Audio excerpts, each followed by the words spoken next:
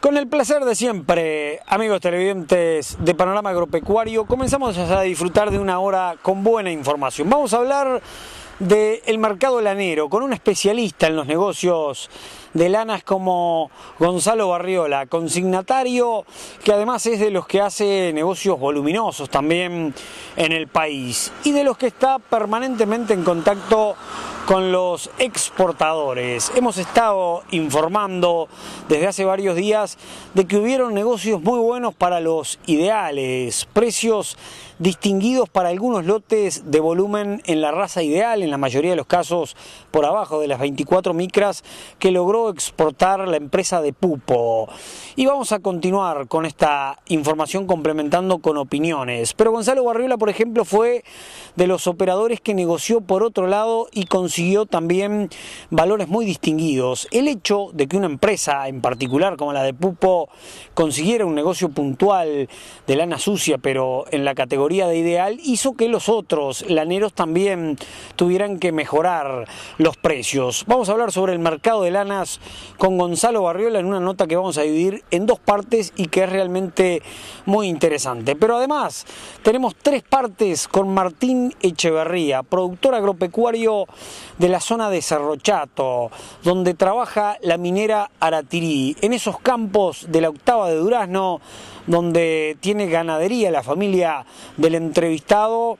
Existen dudas de cuánto se va a afectar la ganadería regional a través de la explotación de hierro. Este es de los productores que se han movilizado desde el comienzo contra el megaproyecto de Aratirí. Un jugoso reportaje con alguien que maneja mucha información con respecto a la negativa del proyecto Aratirí. Recomendamos realmente esta jugosa entrevista. Y además estuvimos en el local de la firma Álvarez Martens en Nueva Albesia, departamento de Colonia, para observar el trabajo del principal del escritorio con la venta de terneros y novillitos holando, ganados de raza leche o lechera y además también con ganados de carne. Un lote muy distinguido de piezas de cría, 40 piezas de cría que vendió con, podríamos decir, una lentitud sobre todo para comenzar, pero que después se encontró obviamente interesados considerando que los ganados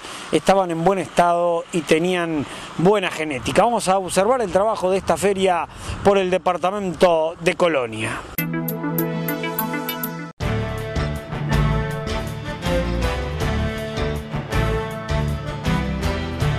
Comencemos a disfrutar la mejor información regional y nacional. A partir de este momento, Ramiro Ceballos y compañía. Para entender lo que sucede en este acontecer dinámico y cambiante, le acercamos una propuesta actualizada y profunda, con la visión de los protagonistas. Para saber de primera mano lo que sucede y lo que se viene en este nuevo escenario mundial que nos ubica en un lugar de privilegio. Política, negocios y todo lo que realmente importa. Un análisis con profundidad e independencia en un enfoque diferente para comprender las decisiones que influyen en nuestras actividades. Aquí, los protagonistas contestan lo que usted necesita saber.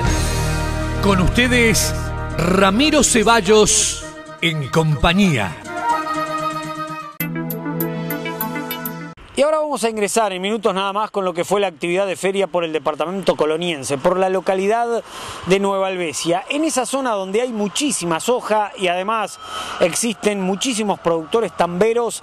Llama la atención la cantidad de ferias que se realizan mensualmente en el departamento de Colonia y alrededores. Entran los locales que están sobre el departamento de Soriano y también los que están sobre San José. Es imponente la cantidad de vacunos que se rematan mensualmente en esta zona del litoral o litoral sur, a pesar de que hay muchísima lechería y muchísima agricultura. Es llamativo, pero en instantes vamos a analizar el mercado con imágenes de esa última feria a cargo del escritorio de Álvarez Martens en la localidad de Nueva Helvecia, decíamos. Y también prometemos una linda nota con el propietario de la empresa láctea La Magnolia para los siguientes días, Luis Gutiérrez nos estará brindando información muy interesante. Ahora arranquemos con la temática de hoy, con el productor de la Ruta 7 o de la región de Cerro Chato, Martín Echeverría. Tienen campos la familia Echeverría sobre la Octava de Durazno, sobre el San Juan. Allí están ubicados en una zona donde hay gran temor por la explotación del hierro que promete Aratirí. La mayoría de los productores están contra el proyecto, aunque algunos también no están en esta movida. La gente tiene temor por lo que puede pasar con el medio ambiente y también tiene temor porque realmente cree que no es un gran negocio a largo plazo, sino que es un buen negocio más que nada para el gobierno, porque obviamente se generan oportunidades de trabajo para la gente que lo está precisando sin dudas, pero que además le genera un volumen de dinero importante a través de las exportaciones al Estado. Hay que ver qué pasa con los dueños de los campos y con los vecinos, pero lo cierto es que hay temor en torno a este proyecto de Aratirí, aunque también hay mucha gente que está a favor, por supuesto. Pero en este caso vamos a escuchar a Martín Echeverría en una nota que dividimos en tres partes. Este es uno de los productores que está a la cabeza del movimiento contra la explotación del hierro. ¿Está más cerca o más lejos de concretarse el proyecto Aratirí, Martín Echeverría? Sí, nosotros creemos que ni más cerca ni más lejos. Yo creo que el proyecto sigue su cauce lento. Bueno, estamos dependiendo de Dinama, que pueda autorizar o no este proyecto, si bien quedan claros por las declaraciones de Rux todas las presiones que tiene Dinama, presionando para que los proyectos finalmente resulten aprobados, ¿no? Y nosotros, bueno, como dijimos desde un principio, nosotros, digo yo, en representación un poco de los productores de Cerro Chato y de un grupo mucho más grande, ya un grupo social, podríamos decir, de productores rurales y de otras asociaciones que están un poco cuestionando este proyecto Aratirí, que creemos que no es el tipo de proyecto que necesita el Uruguay, o sea, que podríamos buscar eventualmente la explotación del hierro, pero con otro tipo de proyectos. No este proyecto que es muy grande, que genera un grado de contaminación ambiental importante, asociando ese grado de contaminación a las actividades productivas que se desarrollan hoy en la zona, ¿no? Hay que tener en cuenta que esto no es un proyecto que se va a desarrollar en un desierto o una zona improductiva, sino que la contaminación ambiental hay que asociarla a que ello va a implicar la desaparición o la afectación seria de las actividades productivas ganaderas, agrícolas y forestales que se están desarrollando hoy en día en la zona, ¿no? Se habla de muchos miles de dólares por hectárea para los productores que estén involucrados. Concretamente el campo de la familia Echeverría, que está ubicada, el establecimiento ubicado sobre la Octava de Durazno, ¿tiene hierro? ¿Es vecino? Mira, nosotros somos alrededor de 400 productores que estamos cuestionando los proyectos de Aratirí. En esos 400 productores tenemos productores que están en los agujeros previstos por Aratirí, otros que están en las áreas circundantes, y el tema es que todos o prácticamente todos, hemos impedido que la empresa entrara a buscar a ver si había hierro. En particular en mi campo está pedido, yo estoy a 20 kilómetros de uno de los agujeros previstos por Aratirí, pero cuando la empresa pidió para venir a mi casa a buscar si había hierro, yo no la dejé entrar. Es una causa judicial que probablemente en algunos años eventualmente la empresa tendrá o no el derecho a entrar a buscar hierro, pero como te decía, en este grupo tenemos todas las variedades. Pero vale la pena aclarar para la gente que escucha y no está al tanto que se pidieron mucho más campos de los que realmente se van a explotar. En Durazno la zona con mucho hierro es Las Palmas, tú estás a 20 kilómetros. Yo estoy a 20 kilómetros de Las Palmas, como tú decías hay 130... Sobre el San Juan están ustedes. Sobre el arroyo Cordobés y el paso de San Juan. Hay pedidas 130.000 hectáreas y el proyecto de Aratirí, los agujeros son 800 hectáreas y bueno, después tienen áreas operativas para tránsito, para transporte. Hay que entender, ¿no? Hay una mina de 400 hectáreas, son unos 4 kilómetros de largo por 1 kilómetro de ancho y otras 4 minas más que tienen de 1 a 3 kilómetros de tamaño. Lo que hay que entender de este proyecto además es que aproximadamente, no tenemos el número exacto, para sacar una tonelada de hierro sacan aproximadamente 8 o 10 toneladas de material.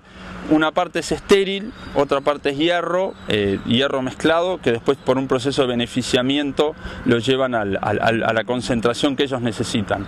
Esto que implica que al costado de los agujeros hay una enorme pila de estériles de 100 metros de altura y que es 4 o 5 veces más grande. O sea, estamos hablando de pilas de estériles que llegan a los 1200 hectáreas, y eso es una montaña de tierra y de roca que después queda para la posteridad ahí en estado de abandono.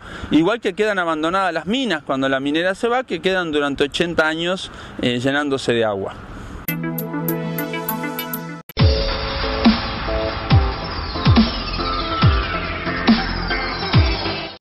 Escritorio Jorge Strauch, negocios rurales, ferias mensuales en Vergara y 33. A fin de mes, remates por pantalla con pantalla Uruguay, embarques a frigoríficos y además, colocación permanente de ganados en el campo, venta y arrendamientos de campos. Tenemos a disposición carpetas con establecimientos de diferentes dimensiones. Desde 33, Escritorio Jorge Strauch. Teléfono 4452-2415. Celular 099 60 53 86.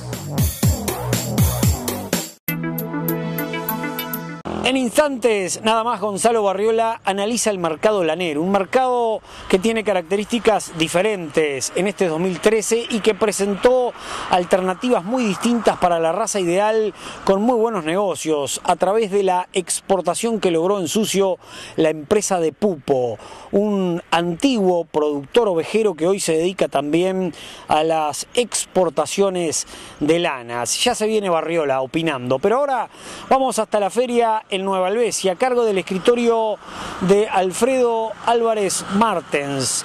El martillero colocó ganados raza carnes o cruza carne y también cruza lecheros. Vamos a ver, vamos a dividir la feria en dos partes. Aquí va la primera con el trabajo del principal de la firma coloniense. Lindo, machito, sanito, bien creadito, chelo, machito. Aproveche, muchacho, a comprar. Buen momento para comprar. Buen momento, esta incertidumbre que sabe que va a pasar, que los precios se van a estabilizar. Pasto por todos lados, ganado que no hay, tiene ganado en la puerta de los campos, unos ganadazos tenemos para vender hoy, pieza de cría, novillo, unos ganadazos, aprovecha a comprar, muchachos, ¿Cuánto lo ponemos los machitos? Lindos, los machitos sanitos, ¿Cuánto lo ponemos ahora que lo ponemos? ¿Cuánto lo ponemos? Con 60 ahí los machitos. ¿Cuánto lo ponemos? Vale, ¿cuánto para que lo valen? 220 para que lo valen, 200 para que lo machitos. Arranquelo nomás, bien lindo los machitos. ¿Cuánto lo ponemos? 180 delante de 2, 85, 88, 190, 190, 90, 90 los machitos, 190, 90, 90 los machitos. Con 190, 90, 90, 90, 90, 90, 90, 90, 90, 90, 90, 90, 90, 90. Con 192, 92, 92, 95, 95, 5, 8, 8, 8, 8, 98 los machitos. Bien lindo, bien sanito, con 198, 198, 8, 8, 8, 8, que poquito contra los machos. Con 198 lo vendo, no perdemos nada. Gracias, marché y vendí con 198, lindo macho, poco la plata, 200 abajo. 15, no paró, dejó, vendí con 215. Gracias, marché y vendí con 215. Gracias, vendí. Cosa que no veo en la gorra ya. Son 11 los machos. ¿Cuánto lo ponemos? Arránquenlo ustedes. 180 lo ponemos como jugando. 180 lo ponemos los machos con 60 días. 180 lo ponemos, arránquenlo ustedes nomás. Precioso. Tengo que cargar en 200, pero. ¿Cómo están? 200 lo ponemos, 180, arranquen ustedes nomás. ¿Cuánto lo ponemos los machos? Preciosos los machos, Bien lindo, sanito los machitos. ¿Cuánto lo ponemos? 150, 60, 160, gracias. 160, 60, 60, 60 los machos. 160, 60, 60, 60, 60, 60, 60. 60, 60, 60, 62, 72, 72 los machos, bien lindo, bien sanito. 172, 72, 72, muchachos, aprovecha a comprar estos precios. El ganado vamos a ver, pasto por todos lados, ganado nomás. 74, 76, 76. 8, 80, 80, 80, precioso los machos, 180 y lo vendo, no perdemos nada.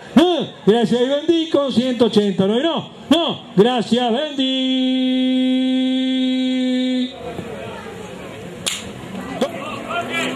Jorge, vamos 60, Jorge.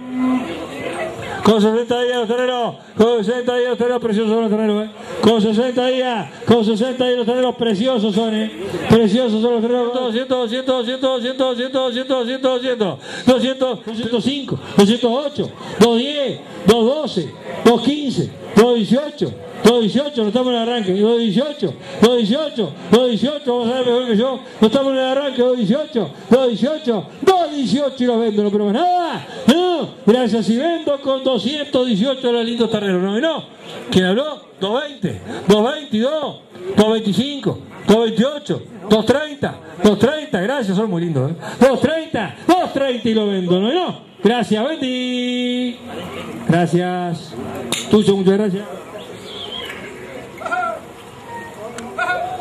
Una pintura, muchacho, ganado, Una pintura, muchacho, ¿cuánto vale ganado? Hay que venderlo, qué oportunidad que tiene, muchacho, acá, Todo ganado bien, sanito, todo ganado en la casa. Soberbio, ya el 90 siempre, Raúl, todo el mundo queda muy conforme. Ganado que gorda rápido, bien criado, bien sanito, ganado nuevo, cualquier destino, una ternera preciosa. Acá están comprando futuro, muchachos, pasto por todos lados, ganado va a mover. No creo que es el mejor momento. Carlos, arranca usted, hermano. ¿Cuánto lo ponemos? 90 días libre. ¡Qué ganado! Pero qué ganado. Después vamos a vender otro 22 atrás. Que tenemos otro amigo. ¿Cuánto lo ponemos? Arranca usted, hermano. Vale, ¿cuánto para Carlos? ¿Cuánto lo ponemos? Escritorio Miguel Ángel Ismendi desde 33, como siempre con embarques a frigoríficos, con ventas en plazo y al contado. Además, negocios particulares, ferias mensuales en el local Miguel Ángel Ismendi en José Pedro Varela, en la unión de las rutas 8 y 14. Además, venta en Pantalla Uruguay, una vieja firma que se prolonga en su gente. Escritorio Miguel Ángel Ismendi. Tenemos, como siempre, pedidos para ventas y arrendamiento de campos. Consulte en nuestras oficinas centrales en la ciudad de 33 al 4452-2706. Fuego de tus lindos ojos. Colonia tiene muchas empresas lácteas, muchas empresas que se dedican a la elaboración de quesos y también a la elaboración de productos como, por ejemplo, yogur. Tiene en el sector industrial realmente una pujanza imponente. Pequeñas industrias que trabajan desde Nueva Albesia o desde Tarariras se distinguen más que nada. Prometemos además ese lindo material con Luis Gutiérrez, el principal de la empresa La Magnolia. Pero además vamos a tener una especial cobertura sobre la venta de la Sociedad de Criadores de Normando, también en Nueva Albesia, junto al escritorio de Federico Garland Carvajal. Este rematador se ha distinguido en los últimos días por importantes actividades, entre ellas una venta voluminosa de caballos y esta feria mensual que tuvo además la participación especial de los criadores de Normando. Pero ahora ingresemos en el negocio lanero. Primera de las dos partes con Gonzalo Barriola. Vamos a escuchar a Barriola referirse a los negocios que se han concretado más que nada en la raza ideal. Decíamos que el nuevo exportador lanero, Pupo, un productor ovejero del departamento de Durazno que se ha agrandado y que hoy además tiene negocios en el comercio exterior, consiguió para varios lotes voluminosos precios muy buenos, lo que hizo que otras empresas exportadoras también se estiraran y consiguieran muy buenos valores para esta raza. El consignatario Gonzalo Barriola, uno de los hombres más conocidos en el rubro de la intermediación en las lanas, logró vender aparte para otra empresa a muy buen precio, Lanas Ideal. Primera de las dos partes con Barriola. Sí, te diría que los negocios son raros porque hay negocios con precios distantes, o sea, hay empresas que tradicionales, vamos a decir, que tienen un precio y hay empresas no tradicionales que están logrando otro precio diferente. Por ejemplo, a nosotros nos ha tocado difundir, porque nos hemos enterado de primera mano de algunos negocios importantísimos en Ideal, sobre todo con mucho volumen, pero tú eres de los consignatarios que por otra línea, por otra industria, lograste también precios muy buenos en Ideal, a pesar de que no entraste en ese paquete. Sí, te diría que sí, pero primero que nada, la raza Ideal, aparte de estar más fina, o sea, en algunas categorías, algunos productores han afinado mucho y el rinde es muy bueno. Entonces son esas dos combinaciones que se dan para que los valores se parezcan a los del merino australiano, de repente de la misma zona. O sea, que tienen la misma finura o más finura, pero el rinde es diferente. ¿Y es real, es cierto que en su momento, en ese preciso instante de negocios importantes que existieron para la raza Ideal, se pagaba mejor que el merino? No, te diría que no, que la diferencia es poca, pero es a favor del merino en muy poca cosa. Te diría que los valores de las lanas que se pagaron, esas lanas se pagaron $7 y los merinos ese día, buenos merinos, ¿no? y buenas lanas llegaron hasta $7.20. En definitiva, quizás para muchos el ideal había superado al merino, pero según Gonzalo Barriola no fue tal cual el precio punta de la zafra. No, te diría que el precio punta no, pero fue muy bueno. O sea, el precio punta de los ideales, hay mucha lana vendida en $6 y poco, que es muy buenos valores para ideales. Y te diría que después se vendió como gran cosa un ideal a $6.50, y bueno, estas lanas que están en ese valor y en algunas que llegan hasta $7. Estamos hablando de productores de 40, 50.000, hasta 80.000 kilos de ideal. Estamos hablando de productores, claro, de buen volumen y de muy buena lana, ¿no? ¿Para ti qué micronaje tenían esos ideal? Porque uno supone que bajan el 24 y según se ha informado llegaban hasta 23. No, y te diría que más finos también. Andan entre 22 y 23 micras. Que no es el común del criador uruguayo en ideal. No es el común del ideal. El ideal anda en 24 y medio. Pero hoy tienden a bajar esas lanas por un tema de que están buscando otra finura, ¿no? A veces puede generar de repente falsa expectativa porque estamos siempre marcando negocios muy puntuales de productores muy grandes que no son la realidad. Claro, no hay que olvidarse que no estamos marcando el promedio, sino 2, 3 negocios, que en la gremial no es consignatario, buscamos eso. O sea, se habla de los medios porque es lo que va haciendo el negocio, no el negocio de fulano mengano, que es el que hace la punta, ¿no? Claro, que sirve como referencia, pero que en este caso más que nada se destaca porque salió una exportación de una empresa en concreto que juntó varios de esos lotes a muy buen precio. Claro, eso es una, y aparte que digo que esos lotes, si bien son referentes, si se quiere, en el negocio, te dan hacen una punta por eso, digo, porque son más se destacan por algo, porque son más finos o por mejor rinde o por el volumen. Hoy el volumen de repente, sobre todo en lanas finas, es encontrable, es más fácil, pero estos lotes se destacan por algo. Sin embargo, a ti te tocó destacarte con otro lote muy grande de 50.000 kilos, pero para otro exportador. El hecho de que surjan alternativas también en el mercado es buena cosa. Claro, pero no hay que olvidarse que son exportadores o son lanas que con poco proceso. Por eso y se van directo al exterior. Prácticamente como están presentadas en estancias es como se van al exterior. Por eso reúnen o sacan ese gran precio, ¿no? ¿A ti te pasó con ese lote importante de $7 en ideal de 50.000 kilos que también lo exportaron sucio? Claro, esas lanas se van en sucio, el productor sabe a dónde van y prácticamente lana en sucio se van por varios lados, ¿no? Pero digo, estos lotes son prácticamente van a destino naturales o como están. Otra pregunta interesante que quizás incomode la presencia del consignatario. ¿A ti te tocó venderle lana sucio a un peinador o es uno de los tradicionales exportadores? Porque hay quienes dicen que los peinadores están complicados con los costos. No, los costos, digo, evidentemente de todo el país, el costo país está caro y bueno, lo estamos llevando, lo estamos asimilando o lo estamos bancando o yo qué sé, no, digo, tiene muchas diferentes situaciones. El costo del peinador te diría que depende de quien le compre la lana. Tiene un costo y es un costo pesado.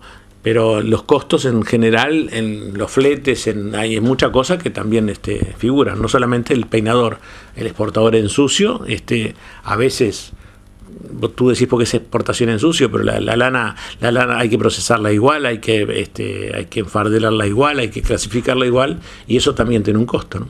Y en esa puja por ese lote tan importante que consignó Barriola, ¿ganó en definitiva una de esas empresas que le agrega mucho valor agregado o de las empresas que le agregan menos? No, en este caso hay menos valor agregado, pero digo, es este caso o este momento, de repente hay otros momentos que la diferencia la hacen los otros porque le hacen más valor agregado.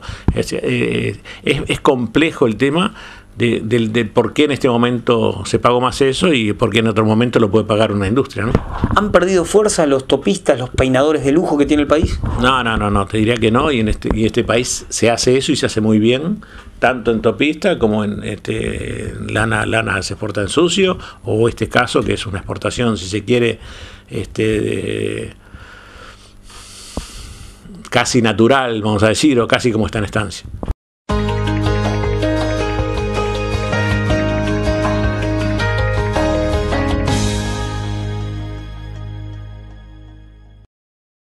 Escritorio Jorge Strauch, Negocios Rurales. Ferias mensuales en Vergara y 33. A fin de mes, remates por pantalla con pantalla Uruguay, embarques a frigoríficos y además, colocación permanente de ganados en el campo, venta y arrendamientos de campos. Tenemos a disposición carpetas con establecimientos de diferentes dimensiones. Desde 33, Escritorio Jorge Strauch. Teléfono 4452-2415. Celular 099 60 53 86.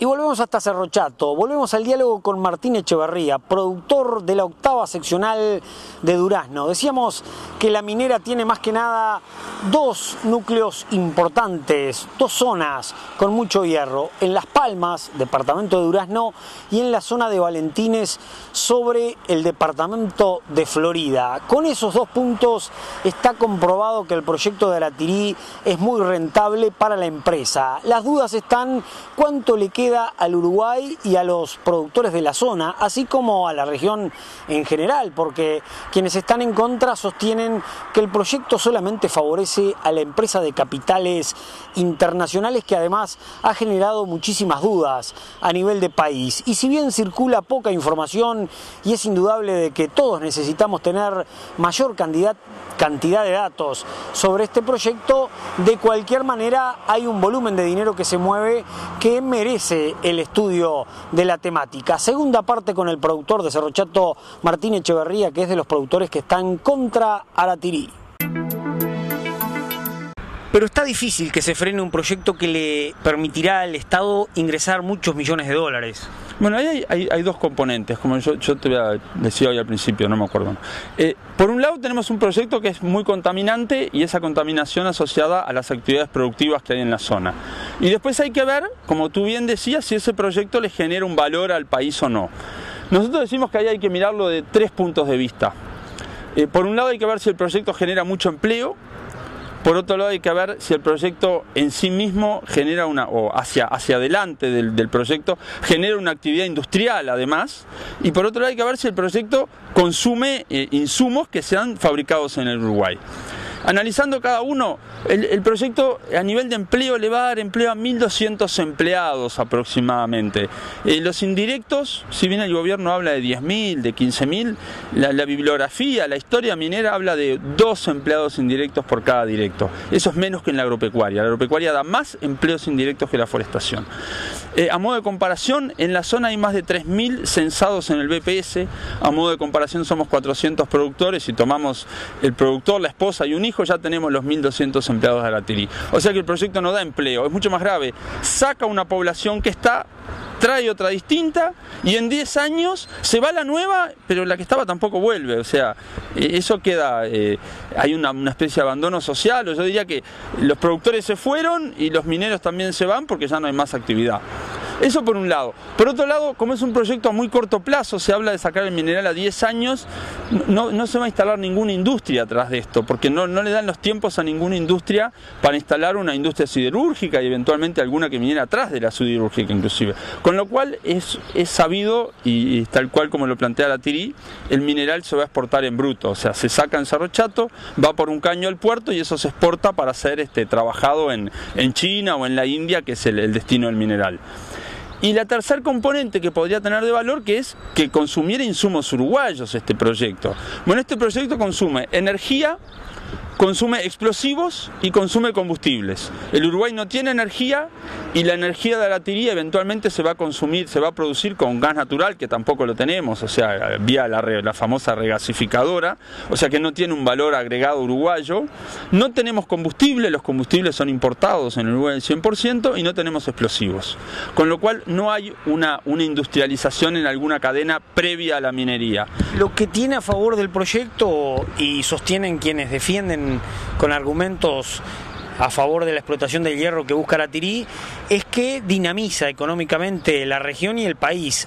tiene otra alternativa Uruguay de producción en el campo y genera mucho empleo. Contra eso es difícil pelear, porque si bien capaz que la ganadería logra el mismo volumen de plata en exportaciones, va a demorar 100 años en lo que esto logra en 10. Bueno, pero es un poco lo que yo te decía, ¿no? O sea, esto da los mismos puestos de trabajo que hay hoy, además los da por solo 10 años. Dentro de 10 años los puestos de trabajo se perdieron y ahí no va a volver la ganadería. Hay que ver lo que son las zonas mineras en el mundo. Hace poco leía un artículo de Chile donde tienen 320 minas abandonadas generando problemas ambientales serios, dicho por ellos mismos. Y es un poco lo que te decía también, de que acá no hay ni una industria atrás ni un consumo de insumos uruguayos. Creemos que la dinamización que va a haber no va a ser tan grande, va a ser chica, porque va a ser simplemente una actividad que va a extraer un mineral en Cerro Chato, lo va a mandar por un caño y lo va a sacar por un puerto. Y una actividad que va a durar 10 años y en 10 años desaparece. Pero cuando uno escucha a quienes defienden el proyecto, da la sensación de que tiene cosas buenas también. ¿A ustedes les pasa que en algún punto de repente ven que no está fácil frenarlo porque hay argumentaciones fundamentadas que convencen al sistema político, a la ciudadanía? Nosotros no hemos encontrado argumentaciones y de hecho cada vez que hemos salido con nuestras verdades a cuestionar el proyecto, lo que hemos recibido como respuesta del gobierno han sido mentiras y agravios. Recuerdo al senador Martínez tratándonos de enfermos mentales, que los productores que se oponían a la tiría éramos unos enfermos mentales. Y muchas mentiras, y más que mentiras, mal uso de la información. El presidente de la República, con todo el respeto que me merece, dijo hace poquito que si no se tapaban los agujeros el proyecto de Aratirí no se hacía, y Aratirí presenta el proyecto presentado por Aratirí en Dinama dice que los agujeros se dejan abiertos y que durante 80 años se llenan de agua. Hablan de 30, de 40 años de explotación de la industria siderúrgica que va a venir, y sabemos que el proyecto es a 12 años porque es lo que presenta Aratirí. Dicen que el Uruguay tiene que decidir qué va a hacer con el 15% del hierro, porque ¿qué pasa? La nueva ley dice que la empresa debe ofrecer en el mercado local el 15%, pero no que tiene que dejar, que tiene que ofrecer. Si nadie lo quiere comprar, lo meten en el mismo barco y se lo llevan. Y el gobierno lo presenta como que el gobierno tiene que decidir cómo va a industrializar ese 15%. La realidad es que con un proyecto, como yo decía, tan corto plazo, no va a ser rentable ni viable que ninguna empresa se instale a hacer una industrialización y a plantear una alternativa siderúrgica. Yo te decía hoy fuera de cámara al principio, en la Comisión de Diputados y de Senadores se presentó un proyecto alternativo por un ingeniero uruguayo hablando de sacar este hierro, en vez de sacarlo en 10 años, sacarlo en 100 años. En vez de hacer agujeros de 400 hectáreas y hacer 5 agujeros en simultáneo, hacer un agujero de 50. Cuando terminamos con ese agujero abrimos un segundo y vamos tapando el primero. Ir conociendo de a poco los impactos ambientales que va a generar en un país como el Uruguay verde, en una pradera productiva, para ir mitigándolos de a poco y no hacer esto que es a lo bruto. Y generar, como yo te decía, un valor agregado, generar una cadena de valor con una industria siderúrgica y con eventualmente alguna industria inclusive atrás de la industria siderúrgica. Bueno, ese proyecto fue desechado por el gobierno, al gobierno no le interesa ese proyecto. Acá lo que interesa es el proyecto de Aratirí, y el proyecto de Aratirí implica sacar el hierro en 10 años, cargarlo en un barco y llevarlo para industrializar en China.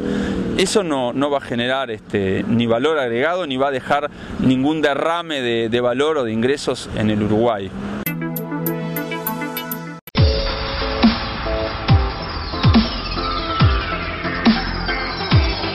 Escritorio Miguel Ángel Ismendi desde 33, como siempre con embarques a frigoríficos, con ventas en plazo y al contado. Además, negocios particulares, ferias mensuales en el local Miguel Ángel Ismendi en José Pedro Varela, en la unión de las rutas 8 y 14. Además, venta en Pantalla Uruguay, una vieja firma que se prolonga en su gente. Escritorio Miguel Ángel Ismendi. Tenemos, como siempre, pedidos para ventas y arrendamiento de campos. Consulte en nuestras oficinas centrales en la ciudad de 33 al 4452-2706. Fuego de tus lindos ojos.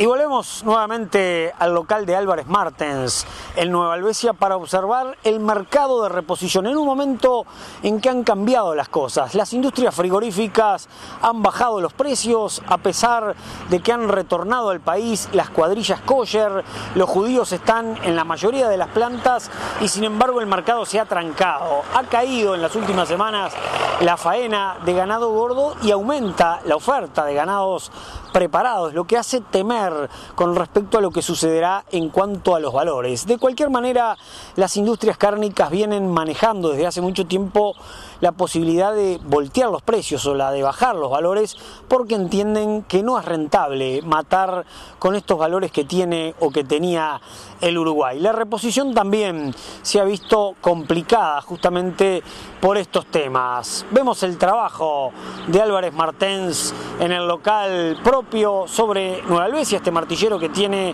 dos actividades, una sobre el departamento de Soriano y esta feria además en Nueva Helvecia.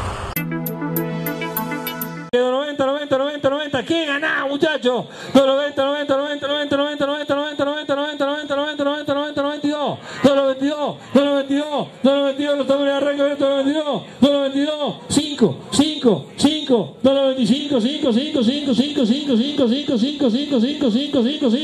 ¿qué ganado? 295, todo primer cría, decirle que todo primer cría, 295,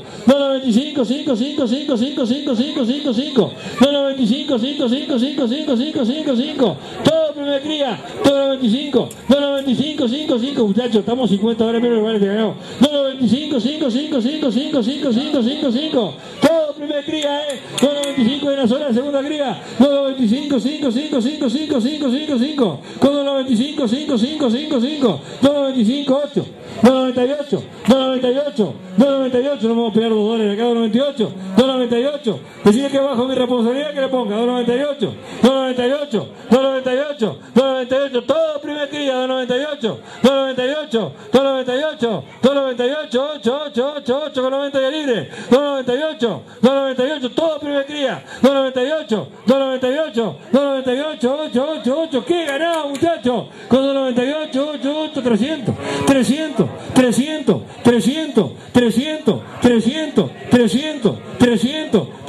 ganado, 340, 350 la pieza, por favor, William, 300, un ganadazo, 300,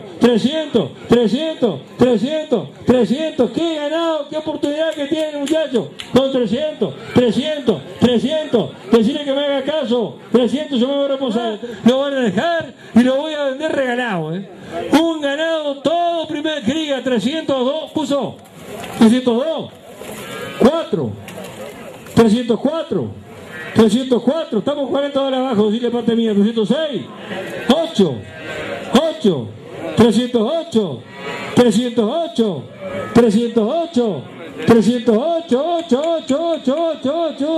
10, 312, 12, 14, 16, 316, no estamos en el arranque, te ganado. Decirle de parte mía que no estamos en el arranque, 316, William, 316 que ganado, 316, 18, 320, decirle que lo espero con mucho gusto, 320, estamos $30 menos de lo que vale que los 322, 324, es un ganadazo, 324, le mando la foto si le puede, 324, es un ganadazo, 324,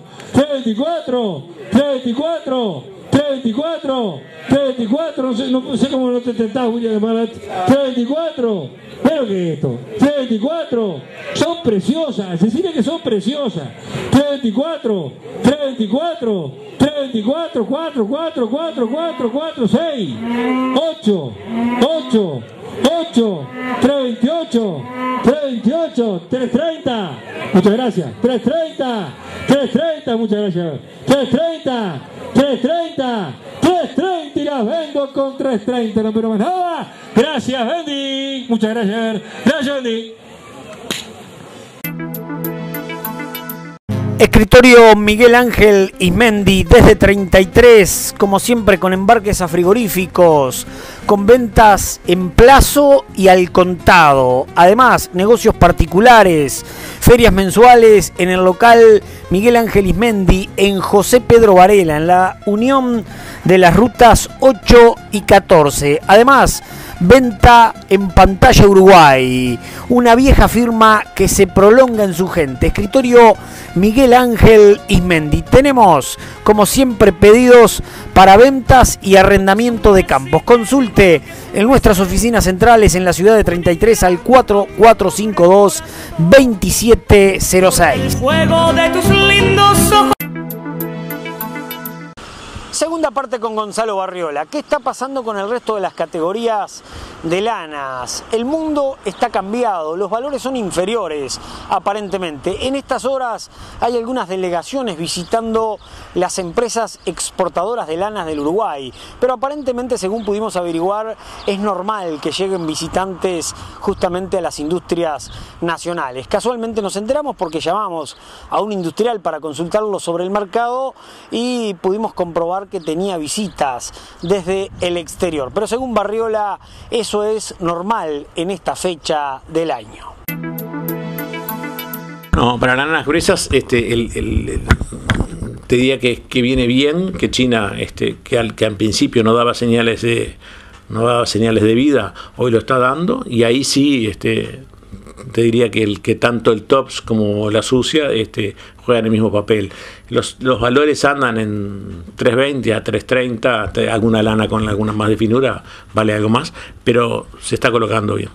¿Y los pesos cómo están dando? No, los pesos en general de todas las lanas son apenas más livianas que el año pasado. No hay que olvidarse que el año pasado fueron lanas de mucho peso para el productor. Este año son un poco más livianas y mejor rinde también para el exportador, ¿no? Y se sigue afinando porque mucho ruido se hacía con afinar los lotes. ¿Hoy se nota tanto que se ha afinado el vellón en la majada nacional? Sí, te diría que sí, sobre todo en las lanas finas está mucho más fino, y hoy en los productores parece que no, pero hay 2-3 micras de diferencia en un corriel que te diría que hace casi el 10% de la finura, ¿no?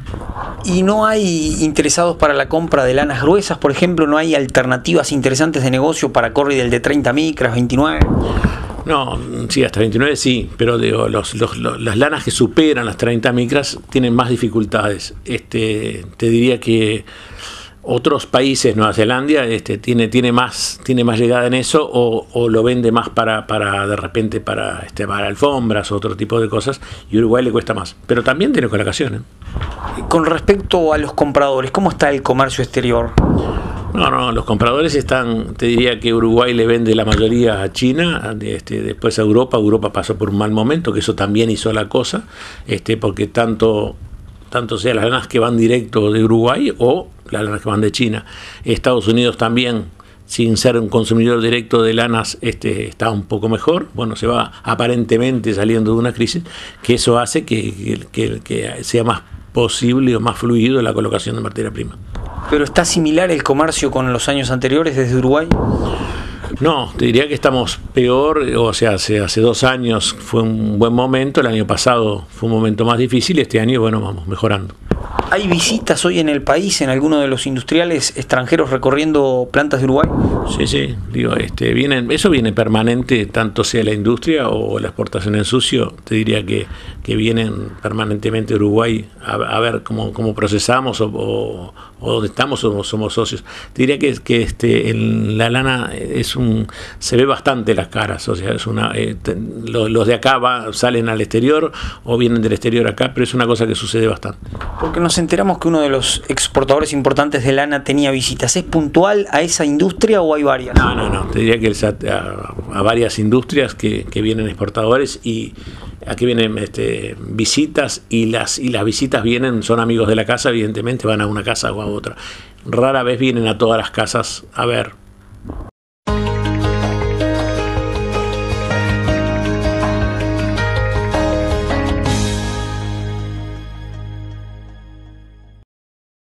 Escritorio Jorge Strauch, negocios rurales, ferias mensuales en Vergara y 33. A fin de mes, remates por pantalla con pantalla Uruguay, embarques a frigoríficos y además, colocación permanente de ganados en el campo, venta y arrendamientos de campos. Tenemos a disposición carpetas con establecimientos de diferentes dimensiones. Desde 33, Escritorio Jorge Strauch. Teléfono 4452-2415. Celular 099 60 53 86.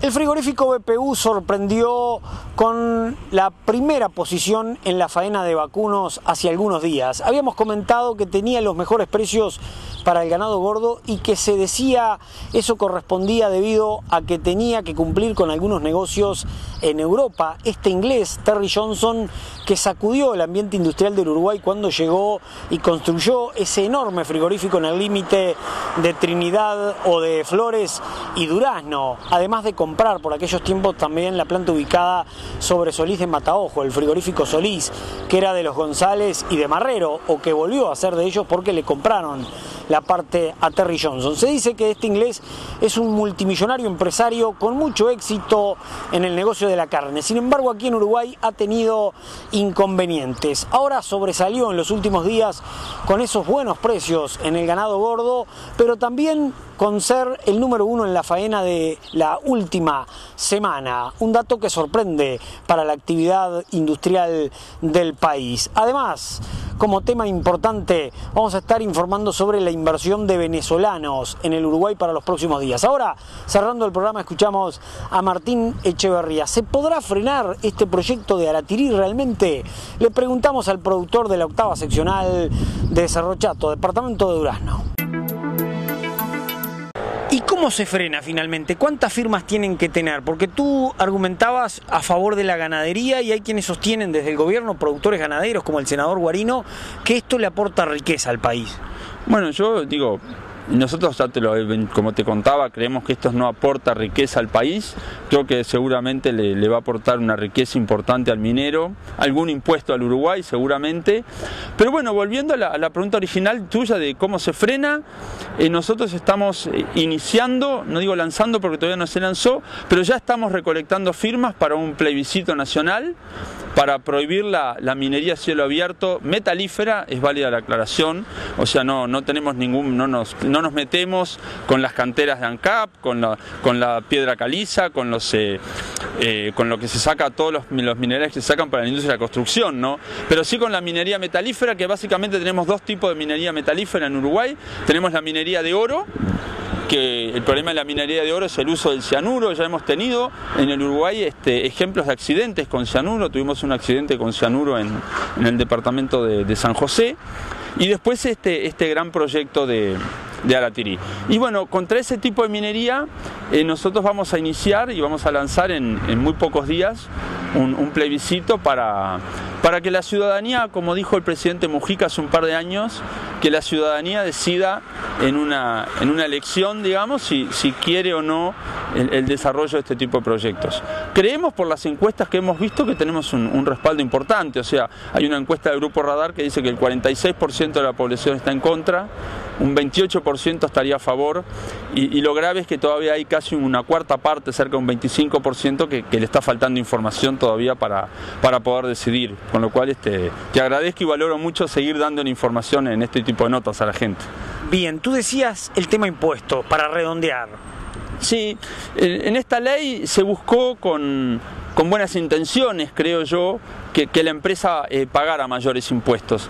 Acá el problema es que ya de entrada se perdió un poco el espíritu, diría yo, y se le empezaron a dar beneficios. O sea, si bien se pone un impuesto adicional a la ganancia, se le dan otras exenciones impositivas de IVA, de impuesto al patrimonio, se le garantiza que si aparece algún impuesto nuevo no se le va a cobrar tampoco.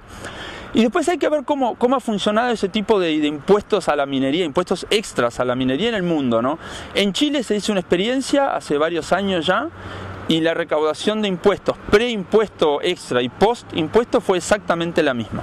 Inclusive encontraron que las empresas hasta pagaban un poquito menos, pero quisieron poner un impuesto adicional y las empresas, como están muy aceitadas, digamos, por decirlo de alguna manera, y tienen buenos asesores y años trabajando en eso, logran bajar su pago de impuestos. En Australia, en el último año, crearon un impuesto adicional. El objetivo era recaudar 25.000 millones de dólares en Australia, un país que tiene una industria minera fuerte en el desierto, valga la aclaración, y con una larga tradición minera. Bueno, un año después se dieron cuenta que esas proyecciones no se iban a cumplir y le bajaron de 25.000 a 4.000 para 5 años, millones de dólares. Inclusive el primer año, que bueno, haciendo una regla de 3, podrían pensar en recaudar 4 o 5.000 millones, los primeros 6 meses llevaban recaudados 100. Cuando se cumplieron los segundos 6 meses, a las empresas mineras más grandes del mundo les tuvieron que empezar a devolver impuestos porque ese poco que habían pagado de más y les tenían que devolver.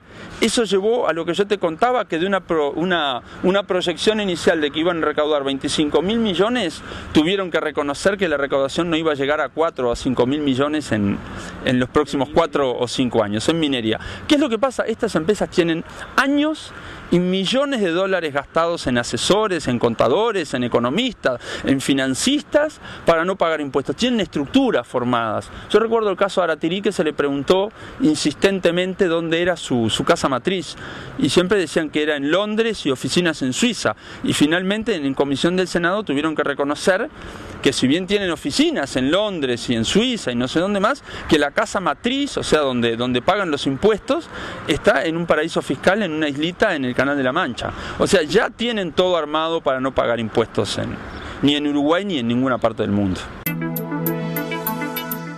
Y llegamos al final, amigos televidentes. El gusto de haber estado junto a ustedes. Los invitamos para en el próximo programa tener una especial cobertura sobre la venta de Normando a cargo del escritorio de Federico Garland Carvajal en Nueva Helvecia, y además también una linda nota con un industrial lácteo como Luis Gutiérrez de la empresa La Magnolia. Han sido muy amables. Muchas gracias por acompañarnos.